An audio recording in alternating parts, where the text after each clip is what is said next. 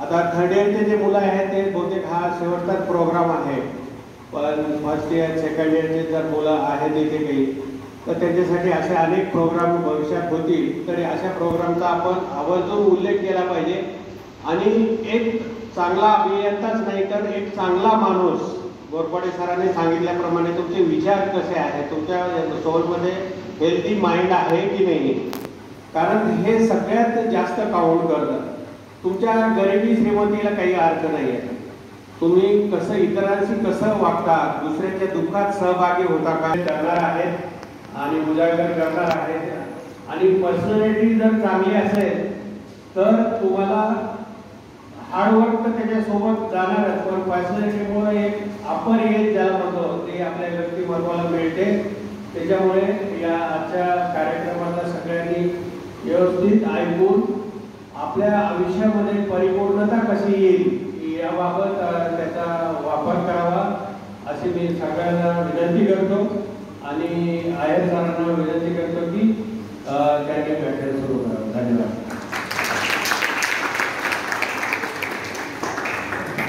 Our head of the department, Dr. Sanam sir and Dr. Ali sir and all their colleagues, that they have given me an opportunity to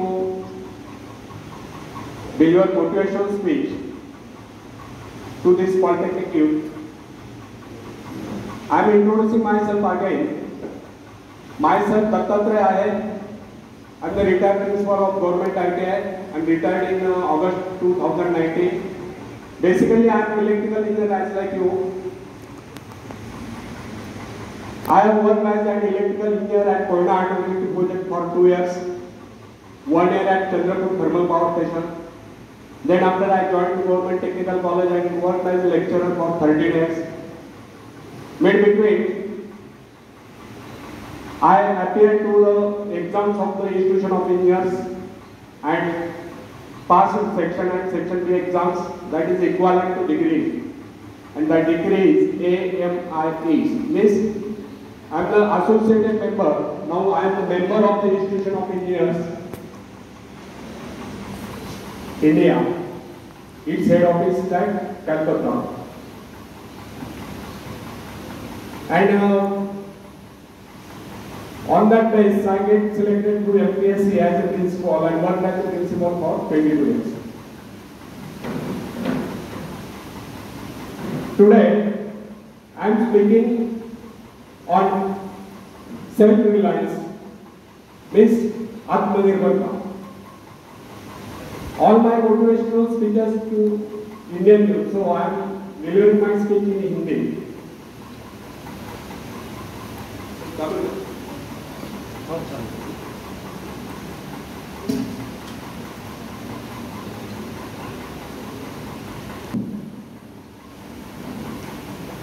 तो friends, अपने prime minister Narendra Modi इन्होंने lockdown period में आत्मनिर्भर भारत इस विषय पर speech दिया था. आपने सुना होगा शायद. सुना है क्या नहीं?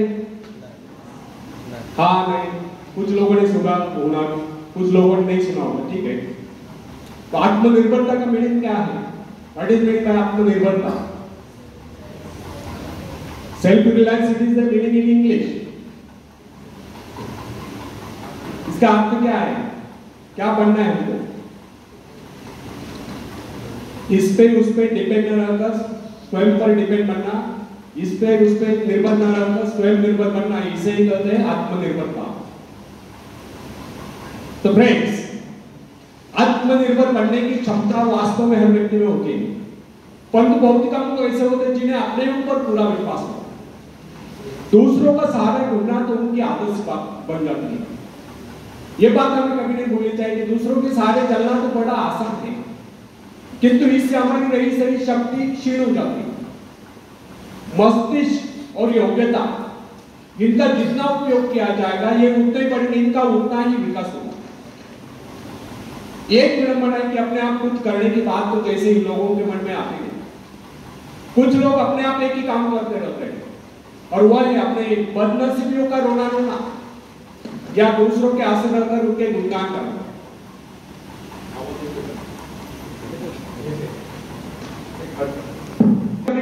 चाहिए कि दूसरों के सहारे चलना तो बड़ा आसान है, किंतु इससे हमारी रही सही शक्ति क्षीण हो जाती है। मस्तिष्क और योग्यता इनका जितना उपयोग किया जाएगा ये उतने बढ़ेंगे, इनका उतना ही विकास होगा। ये विडंबना है कि अपने आप कुछ करने के बाद तो जैसे ही लोगों के मन में आते हैं, कुछ लोग अपने आप एक ही काम करते रहते हैं, वह है अपने बदनसीबियों का रोना रोना या दूसरों के हाथ से कर उनके गुणगान करना। ऐसे लोग जिन्हें सदा दूसरों के ही पद पर विश्वास होता है, वे केवल पिछलकों की संज्ञा पाकर निंदा के पात्र बने रहते हैं। ऐसे लोग अपने आंतरिक शक्तियों का भी लाभ नहीं उठा पाते। फ्रेंड्स, यह नहीं समझना आप यदि जन्मजात नेता नहीं है तो ऐसे लोग। जन्मजात कौन क्या होता है? कोई महान नहीं होता, कोई वैज्ञानिक नहीं होता, बल्कि एक अबोध बालक जन्म के बाद अपने में ऐसी शक्ति पैदा करता है जिसके सहारे वो अपने व्यक्तित्व की एक अलग पहचान बना लेता है। इतिहास में ऐसे बहुत से लोग हुए जिनमें नेतृत्व करने की योग्यता नहीं थी, फिर भी वे अपने प्रयत्नों से, अपने परिश्रम से अपने योग्यताओं का विकास करके महान नेता बने। नेता वही होता है जो किसी पर निर्भर हो, जिसमें नेतृत्व करने की क्षमता हो, जो दूसरों के विचारों का सहारा लेना आवश्यक न समझता, उसमें स्वयं सोचने और अपने कार्यक्रमों को स्वयं निर्धारित या कार्यान्वित करने की क्षमता हो। लोगों की संख्या बढ़ाकर भीड़ के बीच में चलना तो कोई बड़ी बात नहीं है। बड़ी बात तो यह है कि लोगों के दिलों में अपना स्थान बनाया जाए, चाहे लोगों की संख्या कितनी कम क्यों हो। ऐसे लोग वही होते जो आत्मविकास करके शक्तिशाली हो चुके हैं। ऐसे ही लोग अपने भाग्य को बदल देते हैं, अपने साथ साथ दूसरों का भी भाग्य बदल देते हैं। फ्रेंड्स, आज के युग की विडंबना यह है कि हर कोई किसी न किसी का सहारा ढूंढता नजर आता है। किसी को अपने धन का सहारा लेना पड़ता है, तो किसी को अपने मित्र का, कुछ तो अपने वंश पर ही पूरे नहीं समझते। ऐसे तो बहुत ही कम लोग होते हैं जिन्हें अपने ऊपर पूरा विश्वास, दूसरों की शक्ति पर जीने वालों का एक मनोविज्ञान यह भी होता है कि ऐसे लोग सदैव किसी न किसी को दोषी ठहराकर अपना पक्ष बचाने के अवसर ढूंढा करते हैं। वास्तविकता यह है, इस प्रकार की आदत कायर प्रकृति की परिचायक है। आत्मनिर्भर बनिए, या आत्मनिर्भर बनने की आदत डालिए। आदत का आरंभ उस समय होता है जब एक बच्चे को उसका पिता कोई विशेष कार्य करने को कहता है तो वह संतुष्ट नहीं होता, लेकिन जब वो अपने ढंग से उसी कार्य को करता है और उसे पूरा करने के लिए संघर्ष कर विजय प्राप्त करता है तो उसके चेहरे पर खुशियों की लहरें छिड़कती नजर आती है। इस प्रकार की विजय की भावना उस बालक को शक्तिशाली बनने का एहसास दिलाती है। फ्रेंड्स, स्कूल की शिक्षा या कॉलेज की शिक्षा केवल व्यक्ति की व्यवहार कुशलता और योग्यताओं की वृद्धि नहीं करती, यह तो व्यक्ति के हाथ में औजार थमा देती है। इस औजार का सही इस्तेमाल करना आदमी को स्वयं ही सीखना पड़ता है। हेनरी वार्ड बीचर अपने समय के एक महान विचारक अपने बारे में कथा सुनाया करता था। जब मैं बच्चा था तब मुझे किसी तरह से आत्मविश्वास की शिक्षा दी गई। मुझे ब्लैक बोर्ड के पास बैठा जाता था, मुझ पर शंका और संदेह होने का रोक था। मेरे टीचर मुझे बार बार कहते कि इस पाठ को अवश्य पढ़े। उनके स्वर में काफी क्रोध हुआ करता था। उनका यही कहना था कि हमें केवल प्रश्नों के उत्तर चाहिए। यद्यपि उन शिक्षकों का यह व्यवहार कठोर ही प्रतीत होता था, किंतु इतने सारे बच्चों को सीधी राह पर लाने के लिए उनका यह व्यवहार उचित ही था। और इस व्यवहार का ही नतीजा था कि 1 मास से भी कम समय में विदिन ए मंथ मैं उन सभी सवालों के जवाब निकालने लगा जो मुझे सबसे कठिन लगता था। एक दिन मुझे एक ब्लैक बोर्ड पर एक सवाल हल करने को कहा। जैसे मैंने सवाल हल किया, टीचर बड़े कठोर अंदाज में बोले, बिल्कुल कर। अब मेरे बच्चा उन्होंने किसी दूसरे छात्र को बुलाकर उसी सवाल हल करने को कहा। उसने उसी तरीके से सवाल हल किया जिस तरीके से मैंने किया था। मेरा उसका जवाब एक था। फिर टीचर उसकी पीठ थपथपाकर बोले, शाबाश, तू तो इस सवाल को हल करने में सफल हो गया। अब मुझसे कहा नहीं गए, मैंने तुरंत खड़े होकर पूछा, सर यदि इसका मेरा जवाब है, सुलझाने का तरीका है, फिर आपने मुझे डांट कर गलत क्यों कहा? तब टीचर बोले, यह बात तूने पहले क्यों नहीं कही जब मैंने तुझे गलत कहा? फ्रेंड्स, केवल पाठ को याद करने से कोई मतलब नहीं। हमारे भीतर ये दृढ़ विश्वास होना चाहिए कि जो कुछ हमने याद किया उसे कोई काट नहीं सकता। इसे ही आत्मविश्वास कहते हैं। और जिनमें ये आत्मविश्वास होता है वही तर्क दे सकता है, वही बस कर सकता है।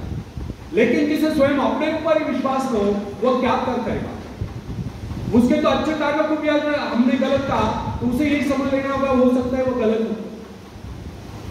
फ्रेंड्स, मनुष्य को भ्रम होता है कि अकेले काम करने से अच्छा किसी दूसरों की सहायता लेकर काम करना होगा।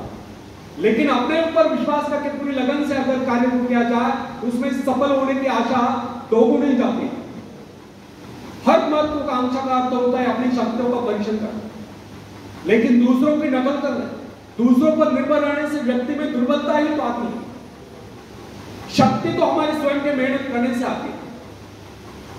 अखाड़े के पास बैठकर हम अपने शरीर को शक्तिशाली नहीं बना सकते, या दूरदर्शन पर एक्सरसाइज प्रोग्राम देखकर हम अपने शरीर को तंदुरुस्त नहीं बना सकते। इसके लिए हमें स्वयं ही व्यायाम करना होगा, स्वयं ही एक्सरसाइज करनी होगी। फ्रेंड्स, यदि आप जीवन में सफलता चाहते हैं तो इसके लिए आपको स्वयं ही प्रयास करना होगा, स्वयं उस रास्ते पर चलना होगा जो आपको उन्नति को ले जाता है। और रास्ता है आत्मविश्वास का, अपने आत्मविश्वास का।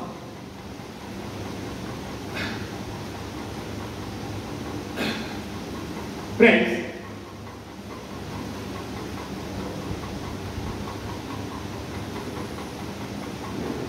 अपनी शक्ति को पहचान कर आप सफलता प्राप्त कर सकते हैं, या अपनी योग्यताओं को पहचान कर आप सफलता प्राप्त कर सकते हैं। मगर यदि आप ये सोचते हो कि संसार में कोई दूसरा व्यक्ति काम कर रहे और सफलता हमें प्राप्त हो, तो ऐसे कैसे हो सकता है? जो लोग बच्चों को इस प्रकार जीवन क्षेत्र में उतरना चाहते हैं कि वे बिना किसी संघर्ष के, बिना कोई कष्ट उठाए आगे बढ़े, तो वे उनकी राह में कांटे बिछाते। संतान को ऐसा बनाना कि वह किसी भी प्रकार के संघर्ष का सामना करने में अयोग्य हो, तो इसका सीधा अर्थ यह हुआ कि वे लोग अपने संतान का भविष्य शुरू से बिगाड़ रहे हैं। संतान को सुख और ऐश के झूले में झुलाने वाले माँ बाप संतान के सबसे बड़े दुश्मन होते हैं। दूसरों की तो छोड़ो, वे उसे स्वयं को पहुंचाने की जहमत या स्वयं को पहुंचाने के कष्ट भी उठाने नहीं देते। बच्चों को भी समझना चाहिए कि स्वर्ग जाने के इच्छुक को स्वयं ही मरना पड़ता है। स्वर्ग वही जाएगा जो मरेगा, दूसरा कोई नहीं जा सकता। इसी प्रकार जीवन का सच्चा आनंद वही पाएगा जो अपनी आत्मा की शक्ति को पहुंचाने। फ्रेंड्स, यदि आप किसी कार्य में कामयाबी चाहते हो तो उसके पीछे अपनी पूरी शक्ति लगा देना। नवयुवकों का या नवयुवतियों का स्वभाव होता है सहना, सीखना, अनुसरण करना। लेकिन अगर उनके अभिभावकों द्वारा या माँ बाप के द्वारा बचपन से इशारा देकर उन्हें जीवन संघर्ष के लिए हतोत्साहित किया गया हो, निराश किया गया हो, तो इसका परिणाम यह निकलता है कि वे अकेले चलना ही भूलते हैं। उनकी हालत पैसा के ऊपर चलने वाले हो जाते, फिर तमाम उम्र वे बिना किसी सहारे के चल ही नहीं पाते। इसलिए फ्रेंड्स, यदि जीवन में कुछ करना चाहते हो, कुछ बनना चाहते हो, तो अपनी सहायता स्वयं करें। किसी की सिफारिश या प्रभाव से आगे बढ़ने के प्रयत्न आपके भविष्य को नष्ट करते हैं। स्वयं को इस योग्य बनाओ कि आपको किसी दूसरों से सहायता की आवश्यकता न हो। अपने भीतर अथाह साहस और विश्वास जगाइए। आनंद तो उसी उन्नति में आता है जो स्वयं के द्वारा प्राप्त हो। दूसरों के भरोसे उनकी सहायता से आगे बढ़कर अपने को अपंग बनाने का क्या उपाय हो सकता है? इससे तो मनुष्य की अपनी सारी शक्तियां दम तोड़ देती है, अपनी बुद्धि कुंद हो जाती है। जो दूसरों की सहायता का मोहताज बना रहता है, जो अपना हाथ तक नहीं ला सकता, वो क्या कर सकता है? वो जीवन भर दूसरों का मोहताज बना रहता है। ना उनमें आत्मविश्वास आता है, ना वे स्वयं के भरोसे आगे बढ़ पाते हैं। उनका तो भविष्य ही अंधकार में होता है।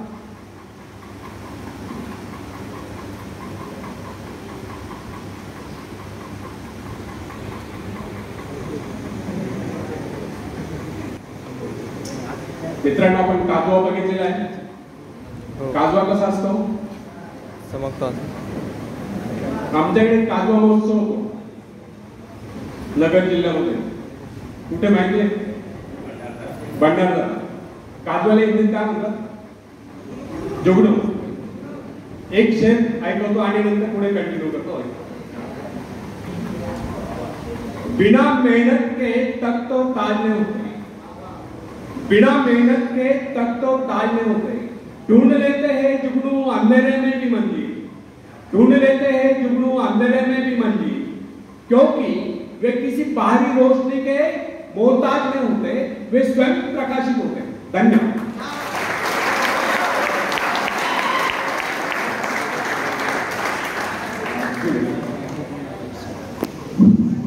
तो फ्रेंड्स, एक व्यक्ति है जिसके शरीर में स्वच्छ रक्त संचार हो रहा है, जिसके चौड़े कंधे हैं, सुंदर मजबूत 2 हाथ है, जिसका वजन भी अच्छा है, जो सभी अंगों से युक्त तथा शरीर से चुस्त मस्त है. ऐसा व्यक्ति अगर दूसरों से सहायता मांगता है तो आप उसे क्या करेंगे? उसके बारे में क्या सोचेंगे? अवश्य वह सर्वांग संपन्न होकर भी अपंग कहलाएगा. आप ऐसे अपंग मत बनिए, आप सामर्थ्यवान बनकर दिखाइए, आप ऐसे बनकर दिखाइए कि लोग आपसे सहायता पाने की चेष्टा करें. क्या आपको पता है कि आप जिन लोगों को जानते हैं उनमें बहुत से ऐसे हैं जिन्हें किसी दूसरों से सहायता की प्रतीक्षा है. सही बात तो यह है कि उनमें से बहुत से लोगों को इस बात का भी पता नहीं कि उन्हें जो सहायता चाहिए वो कहां से मिलने वाली है. फिर भी वे इंतजार करते और सोचते रहते कि बस अब उनका काम बनने वाला है, उन्नति के द्वार खुलने वाले हैं, कोई उनकी मदद के लिए आएगा, उनके सारे कष्ट दूर हो जाएंगे. क्या ऐसा संभव है? वास्तव में कोई किसी की सहायता करता है? ऐसे सोचने वालों ने अपने गिरबान में जाकर देखना चाहिए, क्या उन्होंने किसी दूसरों की कितनी सहायता की, उन्होंने आज तक किसकी कितनी मदद की है. क्या कोई ऐसा व्यक्ति है जो कहे कि उन्होंने उनसे सहायता की थी इसलिए वो आज उन्नति की चोटी पर है? फ्रेंड्स, यदि आपने या उन्होंने किसी दूसरों की सहायता नहीं की तो फिर किसी दूसरों से सहायता की प्रतीक्षा क्यों? ऐसे लोग केवल अपने भूल के कारण ही आगे बढ़ने से रोक जाते हैं. हर इंसान को चाहिए कि वह केवल अपने सहारे आगे बढ़े, लौटने के रास्ते से मुंह फेरकर बिना किसी के सहारे आगे बढ़ता चाहिए. आत्मनिर्भरता से तो मनुष्य की शक्तियां विराट रूप धारण करके प्रकट होती है. आत्मविश्वास ही सफलता की नींव है. इसी आत्मविश्वास के सहारे हम दूसरों की सहायता करने में सफल हो सकते हैं. आखिर में बैठे सावधान प्लीज, आखिर में प्लीज नीचे मत देखो, इधर बॉडी लैंग्वेज पर ध्यान दो ताकि आपको अच्छी तरह समझ आएगा. पूरे ध्यान से देखो.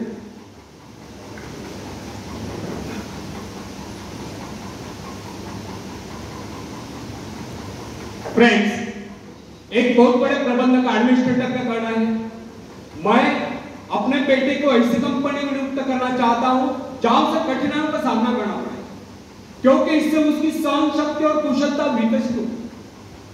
यदि मैं उसे अपने कंपनी में रखूंगा तो वो मेरे भरोसे बैठा रहेगा, हर निर्णय के लिए वो मेरा मुंह ताकता रहेगा, उसमें ठहरे हुए पानी की तरह सड़ान ऊपर होगी.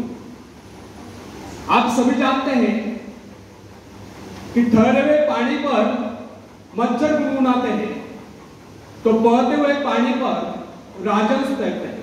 कितने सुंदर विचार थे उस व्यक्ति के. अगर हर माँ बाप अपने पुत्र या पौत्री के लिए इस प्रकार के उच्च विचार रखते हैं तो वे अवश्य उनके भाग्य विधाता बन जाते. जो माँ बाप अपने बेटों या बेटियों को अधिक लाड़ प्यार से बिगाड़ देते हैं कि बच्चा जब चाहे स्कूल जाए, जब चाहे छुट्टी कर ले, जब चाहे कॉलेज जाए, जब चाहे छुट्टी कर ले, जब चाहे काम पर जाए, जब चाहे छुट्टी कर ले, तो ऐसे बच्चे भविष्य में कुछ नहीं कर पाते, उनका तो भविष्य नष्ट होता है. फ्रेंड्स, अपनी शक्ति पर स्वयं ही भरोसा करना पड़ता है. अपने कार्य स्वयं करने वाले सफल होते हैं. इसी से मानव के चरित्र का निर्माण होता है. जिन बच्चों को यह पता हो जाता है कि वे अपने माँ बाप के सहारे जीवित रह सकते हैं, वे अपने बल पर कोई भी कार्य समर्थ होकर भी कर नहीं पाते, वे वैसी कोशिश भी नहीं करते. जबकि उन्हें समझना चाहिए कि माँ बाप तो सदा के लिए उनका आश्रयदाता नहीं बन पाएंगे. एक दिन तो ऐसा आने वाला है जब उन्हें अलग अलग जीवन बिताना ही पड़ेगा. तब ऐसे लोगों को भयंकर मुश्किलों का सामना करना पड़ता है। इसलिए फ्रेंड्स, यदि आरंभ से ही अपने कार्य स्वयं करने की आदत डाली जाए तो यह आदत आपके भविष्य के लिए बहुत ही लाभकारी सिद्ध होती है। जब चाहे शक्ति के साथ आप जमीन पर पांव टिकाकर आगे बढ़ सकते हैं। सफल वही होता है जो अपनी शक्ति पर भरोसा करता है। अपने काम स्वयं करने वाले सफल होते हैं। दूसरों के सहारे आगे बढ़ने वाले अक्सर भंवर में फंस जाते हैं। फ्रेंड्स, जिस नाव की पतवार आपके हाथ में नहीं, वह नाव आपको पार करा दे, इस बात की क्या गारंटी? आपका जीवन तो उसके हाथ में है जिसके हाथ में नाव की पतवार हो। वह चाहे तो आपको डुबो दे, चाहे पार करा दे।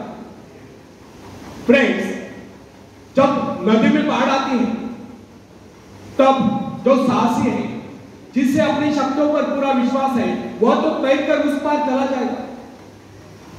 लेकिन जो डरपोक का कार्य है, वो तो बीच मझधार में डूबकर अपनी जान दे देगा। सहायता पाना और सहायता की प्रतीक्षा करना दोनों ही बातें प्रगति की राह में बाधा है। अतः हर युवक या युवती के लिए आवश्यक है कि वो शुरू से ही अपने काम स्वयं करने की आदत डाले। अपने माँ बाप आदि लोगों की शक्ति से विश्वास हटाकर केवल अपनी शक्ति के बल पर आगे बढ़ने की कोशिश करें। जिस क्षण आप बाहरी सहायता लेना बंद कर देंगे, उसी क्षण आपके भीतर आत्मनिर्भरता का अंकुर फूटते हुए महसूस होने लगेगा। स्वयं कार्य करते समय यदि आप असफल भी हो जाते हैं तो बिना उस असफलता को घबराए तुरंत उस कमी की खोज कीजिए जिसके कारण आपको असफलता मिली, और जैसे आप उस कमी को खोज निकाले तुरंत उसे दूर करने के प्रयास में जुट जाइए। आपका वास्तविक आदत तभी होगा जब आप एक सफल व्यक्ति के रूप में दुनिया के सामने आओगे। मगर यदि आप एक व्यक्ति के बाद दूसरे व्यक्ति के आगे हाथ फैलाना शुरू कर देंगे तो लोग आपको ममता या भिखारी कहेंगे। अतः आपके प्रण कर ले कि आपको केवल अपने भरोसे जीना है, ना कि किसी की दया पर। क्योंकि बाहरी सहायता किसी किसी वक्त ही वरदान सिद्ध होती है, अधिकतर समय अभिशाप ही सिद्ध होती है। फ्रेंड्स, बाहरी सहायता मनुष्य की काम करने की गति को बंद करके शरीर में सुस्ती ला देती है। आप ऐसे लोगों से मैत्री कीजिए जो आपको जीवन में आगे बढ़ने की प्रेरणा दें। कुछ लोग एक बाजू या एक पाव वाले होते हैं, फिर भी वे अपनी लगन और अपनी मेहनत से अपनी जीविका चलाते हैं। फिर तो आपको हट्टे कट्टे फिर आगे बढ़ने की कोशिश आप क्यों नहीं कर सकते? मैं एक ऐसे व्यक्ति को जानता हूं जिसका एक पैर किसी रेल दुर्घटना में कट गया है। उसने कभी किसी से भिक्षा नहीं मांगी, किसी से दान लेना गवारा नहीं किया, यहाँ तक कि अपने बहन भाई का भी उसने कभी सहारा नहीं लिया। उसने एक छोटा सा धंधा फुटपाथ पर आरंभ किया। शुरू में वो न्यूज़पेपर बेचने लगा, 2 पैसे बचाकर उसने वजन तौलने की मशीन खरीदी, उस पर अपना पेट पाने लगा। आज वही व्यक्ति उसी फुटपाथ के किनारे एक बहुमंजिला बिल्डिंग में न्यूज़पेपर स्टॉल लगाकर बैठा है, साथ में जेरोक्स सेंटर भी खोल रखा है। सुना है आजकल वो मोबाइल शॉपिंग भी चला रहा। वो स्वाभिमानी था, किसी से मदद लेना वो अपना अपमान समझता था। आज वही व्यक्ति उन लोगों को जिनके हाथ पैर सलामत है, ऐसे परिवारजनों को खिलाता पिलाता है, उनके हर प्रकार की सहायता करता है, तो इसमें किसी को हैरत न होगी। आज वो दूसरों की सहायता करने योग्य हो चुका है। वो उन लोगों के लिए प्रेरणा स्थान है जो सर्वांग संपन्न होकर भी दूसरों से सहायता पाने की आशा करते हैं। फ्रेंड्स, मैं केवल उस विकलांग की बात नहीं करता जिससे मैं जानता हूं। इस संसार में ऐसे बहुत से विकलांग लोग हैं जो अपनी हिम्मत से खुद भी खा रहे हैं और अपने परिवार को भी पाल रहे हैं। ऐसे स्वाभिमानी, मेहनती, आत्मविश्वासी और साहसी लोगों को अपनी जीविका चलाते देखकर हमें स्वयं के विषय में सोचना चाहिए कि क्या हम पूर्णतः स्वस्थ हैं, साथ ही सभी अंगों से युक्त तथा शरीर से चुस्त मस्त होकर भी क्या हम अपने आप को समर्थ समझने का अधिकार रखते हैं? यदि हां, तो फिर किसी दूसरों से सहायता की प्रतीक्षा क्यों? कोई भी स्वस्थ तथा सर्वांग संपन्न व्यक्ति तब तक अपने आप को समर्थ समझने का अधिकार नहीं रख सकता जब तक वह समझता है कि वो किसी का अधिक है। वास्तविक स्वतंत्रता एक ऐसा उपाय है जिससे मनुष्य की शक्ति दोगुनी जाती है। इस प्रकार की भावना अन्य किसी प्रकार से प्राप्त नहीं होती। जब कोई युवक या युवती अपने हिम्मत के सहारे किसी व्यापार में उतरता है तो उसके मन में एक श्रेष्ठ भावना अवश्य उत्पन्न होती है। यही भावना उसे प्रसन्नता प्रदान करती है। इससे पहले किसी के अधिग्रह का चाहे वो कितना ही बड़ा कारोबार क्यों न कर चुका हो, परंतु उसे स्वतंत्रता से अपने आत्मविश्वास के सहारे साहस के साथ काम करने में एक नए आनंद का एहसास होता है।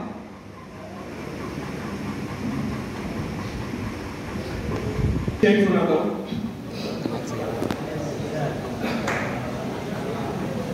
खुद को कर दे बुलंद इतना, खुद को कर दे बुलंद इतना कि हर तकदीर से पहले खुदा आकर बंदे से पूछे, बोल तेरी रजा क्या है, बोल तेरी रजा क्या है। अर्थ समझला?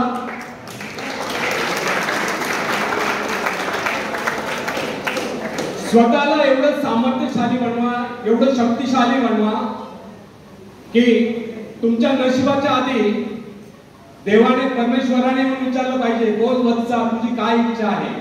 आणि जेव्हा तुम्ही तुमची इच्छा सांगाल तेव्हा त्याने म्हटलं पाहिजे तथास्तु, धन्यवाद। अगर शांत हो तो जहाज के चालक अधिक होशियारी से जहाज चलाने की आवश्यकता नहीं पड़ती, लेकिन जैसे ही तूफान आता है और जहाज डूबने का खतरा पैदा होता है तब यही चालक या कप्तान अधिक सावधानी बरतने लगता है।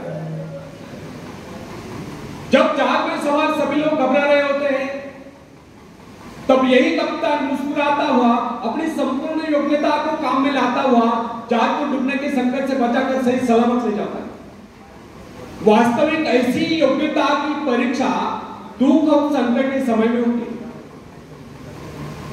जब कोई इंसान थोड़ी पूंजी लगाकर अपने व्यापार का विस्तार करता है तो उसे वर्षों तक कठोर परिश्रम करने पड़ते हैं। इस परिश्रम से वो कुछ कमाने को होता है, यह परिश्रम ही उसके विजय का प्रतीक होते हैं। अपने ग्राहकों को शब्द जाल में फंसाकर वो अपने व्यापार को बढ़ाता है और एक दिन सफल व्यापारी बन जाता है। बाद में छोटे मोटे कारोबारी संकट उसका कुछ नहीं बिगाड़ पाते। जो लोग इससे पहले उसे कम पूंजी वाला समझकर उसका मजाक उड़ाया करते थे, आज वही लोग उसकी सफलता की प्रशंसा करते नजर आते हैं। इसे कहते हैं अपने हाथों अपने भाग्य का निर्माण, आत्मशक्ति का चमत्कार। फ्रेंड्स, जिसके पास धन की शक्ति हो उसे शिक्षा प्राप्त करके या विद्या प्राप्त करके आत्म विकास करने का अवसर कहा है। वह तो धन की शक्ति पर निर्भर होकर यही सोचता रहता, मैं चाहूं तो विद्वानों को खरीद सकता हूं। लेकिन फ्रेंड्स, जो विद्या प्राप्त करना सबसे जरूरी समझता है वो रात भर अध्ययन करता रहता है, क्योंकि उसे पता है कि उसका कोई सहारा नहीं है। सहारा बनेगा तो वह उसका अपना स्वयं का ज्ञान, जिस आदमी को पता हो जाता है कि उसे बाहरी सहायता मिलना बंद हो गया है, वो या तो अपने पांव पर खड़ा हो जाएगा, गिर जाएगा। वास्तविक उस समय उसे बहुत ही कठोर परिश्रम की आवश्यकता महसूस होती है। असफलता के कलम से बचने के लिए उसे अपने व्यक्तित्व की रक्षा करनी चाहिए। ऐसे लोग अपने आत्मविश्वास की शक्ति के बल पर दिन रात कड़ी मेहनत करते हैं और सफल हो जाते हैं। फ्रेंड्स, जब मनुष्य पर संकट की घड़ी आ जाती है, जब वह किसी भी तरह से अपनी जीविका चलाने में असमर्थ हो जाता है, तब कोई निर्णय होता है जो सफलता प्राप्ति के लिए खून पसीना एक कर देता है ताकि उसे असफलता का मोह न देखा जाए। संकट काल में तो मनुष्य की बुद्धि का पता चलता है। कई बार ऐसे अवसर पर ऐसी सफलता मिलती है जिसकी मनुष्य ने सपने में भी आशा नहीं की होती। वह स्वयं सोचने लगता है कि मुझे इतनी सफलता कैसे मिली।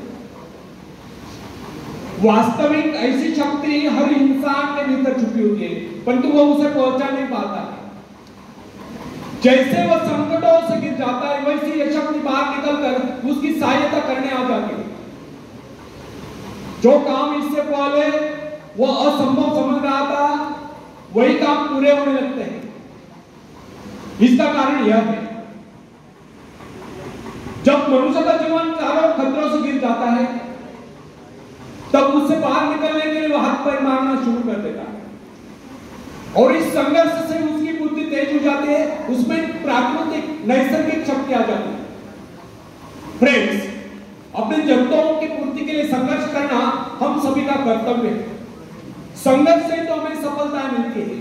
जिनमें संघर्ष करने की इच्छा न हो वो तो असभ्य और जंगली कहलाए। आवश्यकता तथा आवश्यक पदार्थों की दुर्लभता ही सदा से मानव जाति के विकास का कारण है। हर सभ्यता और संस्कृति का आधार श्रम और संघर्ष है। जो अपना लक्ष्य पाने में खो गया वही कुछ नहीं सका। कई वैज्ञानिक अपने साधना में लीन होकर अपने लक्ष्य को पाने के संघर्ष में जूझते रहे। उनके परिवार जन अभावग्रस्त होकर भूखे मरते रहे, परंतु उन्होंने अपने उद्देश्य को प्राप्त करके चैन की सांस ली। जब उन्हें सफलता प्राप्त हुई तो लोगों को उनके आविष्कार बहुत बड़े आश्चर्य कारक लगे। आवश्यकता ही आविष्कार की जड़ी है, आवश्यकता ही शोध की जड़ी है। यह जरूरत का ही कमाल है कि जिसने मानवीय सभ्यता को कहां से कहां पहुंचा दिया। अश्म युग से संगणक युग तक जरूरत ही लक्ष्य का निर्धारण करते। इसे पाने के लिए वैज्ञानिक तथा शोधकर्ता जी जान से जुट जाते हैं। मनुष्य की गुप्त शक्ति का पता उस समय चलता है जब कोई जरूरत आकर उसके सामने खड़ी होती है, उसकी पूर्ति के लिए वह संघर्ष करता है। मनुष्य की गुप्त शक्ति आपातकाल में प्रकट होती है। इसका सीधा अर्थ यह हुआ, यदि मनुष्य को किसी वस्तु की आवश्यकता ही न हो तो उसकी आंतरिक शक्ति का अंत हो जाएगा। बाहरी सहायता लेने से भी इस आंतरिक शक्ति को बाहर निकलने का अवसर नहीं होता। जो काम इस शक्ति द्वारा लिया जाने वाला था वही काम हम दूसरों की सहायता लेकर झटपट कर डालते हैं और पंगु तथा शक्तिहीन बने रहते हैं। इसलिए फ्रेंड्स, हमें एक बात कदापि नहीं भूलनी चाहिए कि अपने मित्रों की सहायता लेने के बजाय या दूसरों की सहायता लेने के बजाय अपने आंतरिक शक्तियों की सहायता लेना हमारे लिए अधिक उचित होगा। क्योंकि आत्मनिर्भरता एक ऐसी शक्ति है जो मित्रता यानी मित्रों से ली हुई सहायता, प्रभाव, दूसरों का प्रभाव, धन संपत्ति, दान करी काम, पैसे से लिया हुआ काम, ऊंचा वंश यानी कि ऊंचे खानदान में जन्म पाई हुई व्यक्ति का सहारा लेना या बाहरी किसी भी प्रकार की सहायता, इन सब की सामूहिक शक्ति से ही शक्तिशाली होती है। इन शॉर्ट, आत्मनिर्भरता एक ऐसी शक्ति है जो मित्रता, प्रभाव, धन संपत्ति, ऊंचा वंश या बाहरी किसी भी प्रकार की सहायता, इन सब की सामूहिक शक्ति से ही शक्तिशाली होती है। आत्मनिर्भरता की सहायता लेकर मनुष्य भीषण से भीषण बाधाओं को भी पार कर जाता है, भयंकर कठिनाइयों पर भी विजय प्राप्त करता है, बड़े से बड़े आविष्कार यानी कि शोध करने में भी सफल हो जाता है। इंसानी गुणों में सबसे